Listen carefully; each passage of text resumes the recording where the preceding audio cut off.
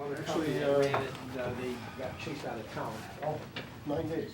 pledge allegiance to the flag of the United States of America and to the republic for which it stands, one nation, under God, indivisible, with liberty and justice for all.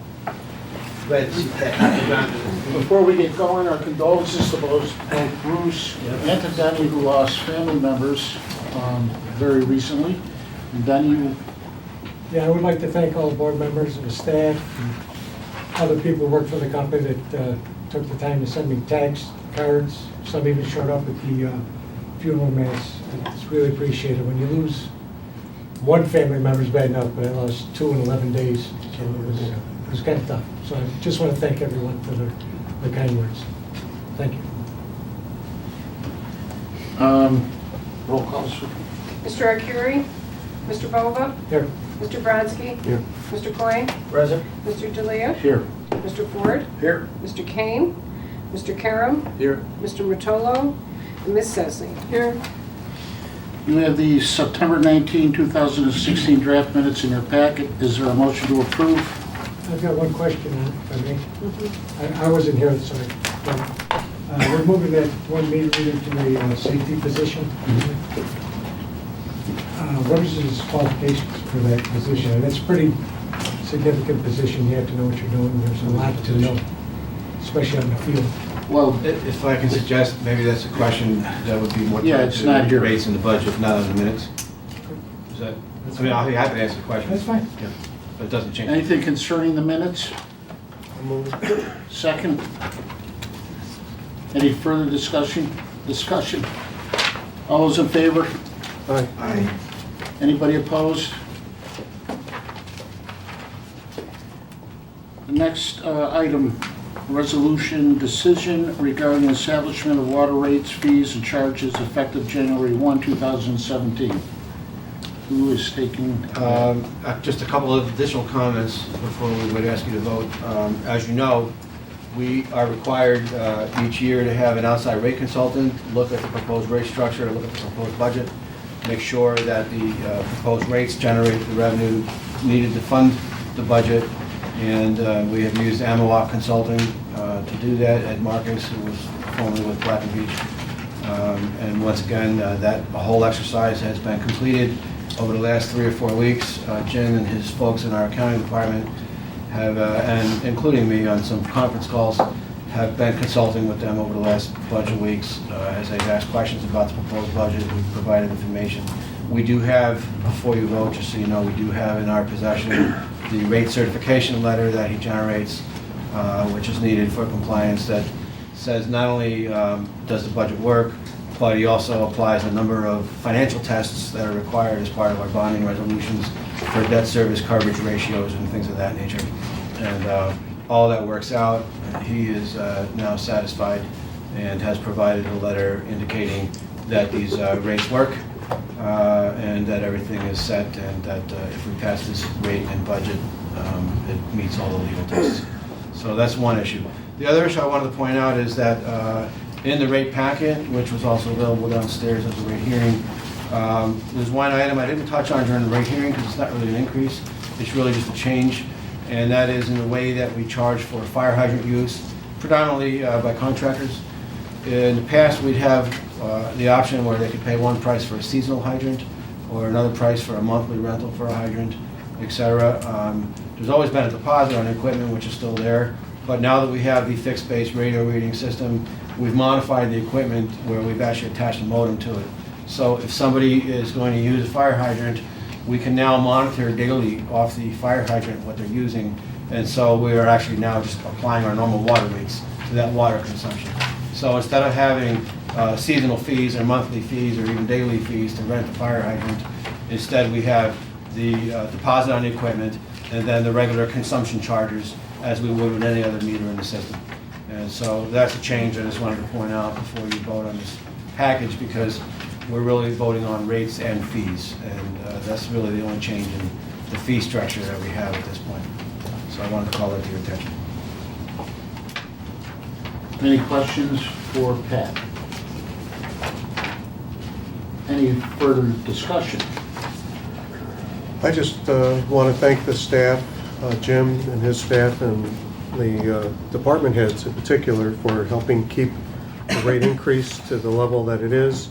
In fact, the increase has really nothing to do on operations, has to do with other things related to the system. So the staff is basically keeping their requests to a reasonable level.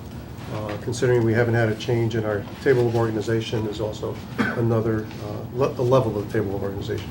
It's another reflection of the staff using its resources to the advantage of the ratepayers. And I know this whole board appreciates the ability to be part of an organization as professional as this. And we're all volunteers. It makes our job much easier so that we can be much more beneficial to the community. So I want to thank you all for that. Anything else, Bruce? No, I'll move it. Anybody else before? There's a motion to approve. Is there a second? I second. Any further discussion? All those in favor? Aye. Anybody opposed? Thank you. Resolution approval of the MVWA 2017 calendar year proposed budget. Okay, and now I will address the question raised by Mr. Glover on the position change. As I noted downstairs, and that we've noted in previous discussions on this budget, we want to get much more concentrated effort on trying to bring down our workers' comp coverage costs. In our business, it's a risky business, and we've gone to several carriers. There's very few carriers now that will write workers' comp coverage on the type of operation they do, just because of the nature of what we're doing. But nevertheless, we think we can always improve. The most important thing to us as an organization is that our folks that go out in the field and go down into holes and into confined spaces all go home safely every night and are able to enjoy healthy lives with their families and be able to contribute to what we do here.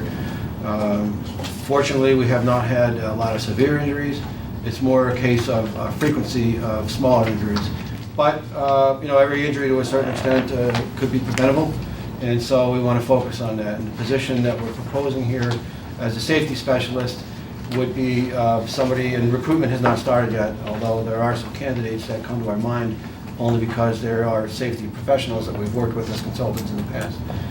But we're looking for, obviously, somebody with a college degree in industrial safety or, a closely related field and 10 years experience actually doing training, inspection work, dealing with violations and the whole realm of things. So I would say that we want somebody that would be on par with what you might see from an OSHA inspector or a PESH inspector coming in, or any of the safety consultants that our liability carriers, for example, might bring on board to review things for us.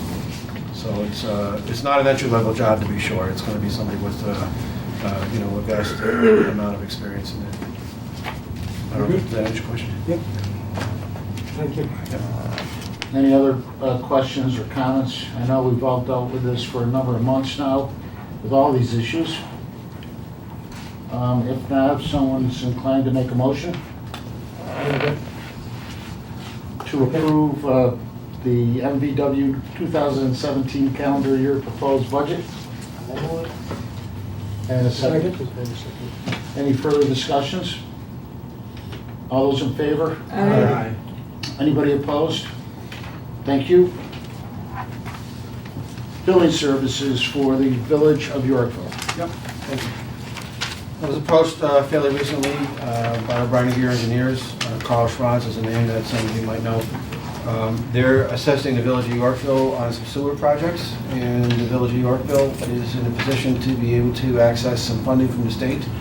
That, at least my understanding is, it may be in part grant, but certainly zero interest or subsidized interest rates on loans.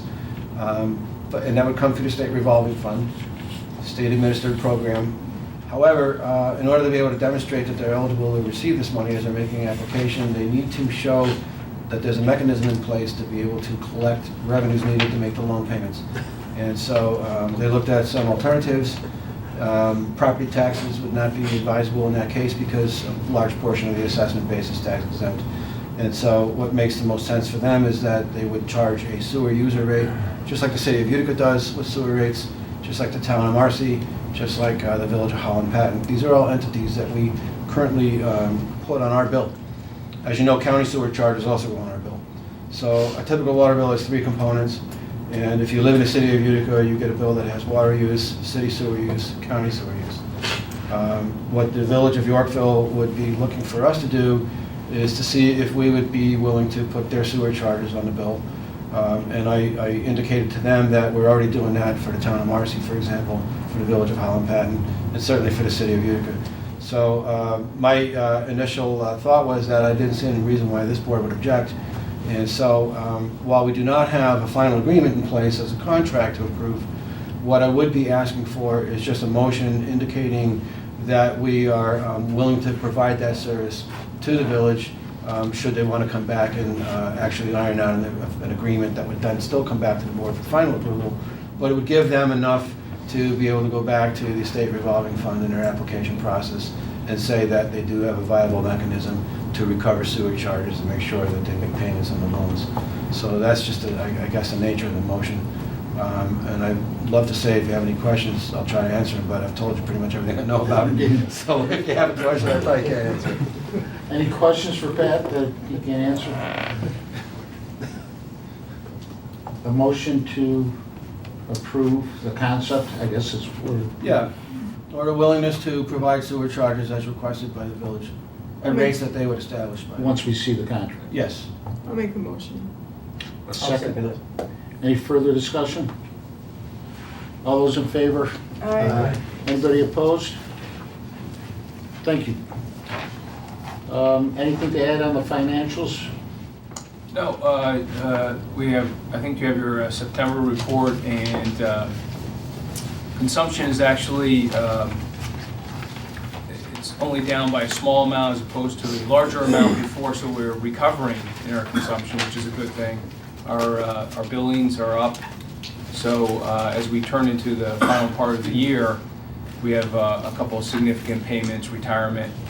Cash flow is very good, so we'll be in a position to make those payments. So things are looking good going into the last quarter of the year. Yes, Vince?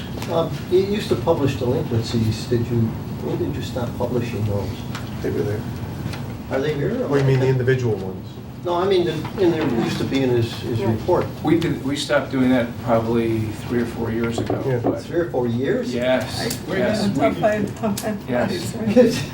Well, it brought to my mind tonight, the 2 speakers were concerned about delinquencies, and I thought it would be interesting. We have a list. Be aware, Yeah.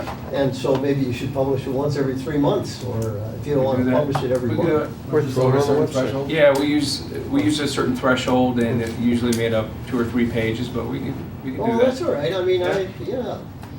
I throw it on the website. Put it on the website. They put the textuals, with their pictures, right? Boy, It's sorry. been I that missed long. That's okay. Jim, sorry, you noticed it. It's all right. Anything It's else, there. Vince? Anything else? Just- No, I asked the wrong question, obviously. Well, No, it's I think the good news is that we have a very excellent collection rate, and delinquencies have not been a major issue for us. Yeah. Yeah. Your, what you didn't mention downstairs was related to, once we are able to collect the use information on a more frequent basis, one of the things we did talk to the landlords about, and I think there's every intention of doing, Yeah, is providing them more information. yeah, I mean, eventually they'll have access to see those accounts, and they can log on to their own computer at home and actually go right into the account and be able to see it. But on a frequency, much more than Yeah. once every 3 months. It could be Right. every month, it could be every week, Yeah. depending on what information, it could be every day. Yeah, And, okay. yeah, because we've heard those stories, you know, somebody leaves their apartment, they turn on the tub, they turn on the faucets and they leave. Mhm. And they don't find out for months, Right, you know, so. yeah, so that'll certainly give us a big help.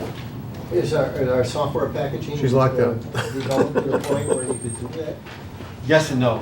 And that's, I didn't want to get into too much detail downstairs, but one of the reasons why we're a little bit behind schedule too is we've had some technical glitches in the system.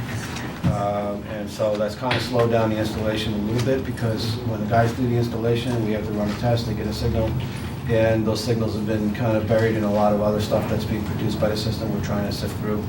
Neptune Meters, the company that manufactures the system, is testing a number of software changes for us right now, but that's impeded our progress a little bit.